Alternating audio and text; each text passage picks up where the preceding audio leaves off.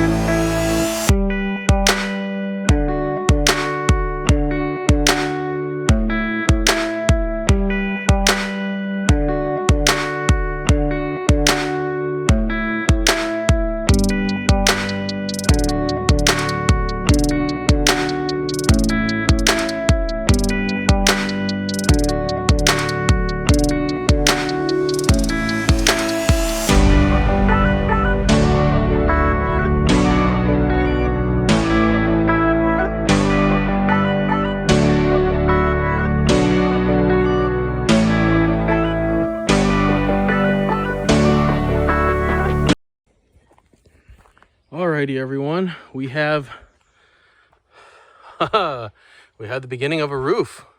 We got the joists up, we got the supports up, we got a couple of plywood boards up, and we put a tarp on there just to protect it all now that we have it up. But we're pretty happy, it's coming along. Didn't do anything else with the rest of the property, but I think we're okay foregoing that for now. Everything looks pretty good. Yeah, it's coming together. I'm pretty happy.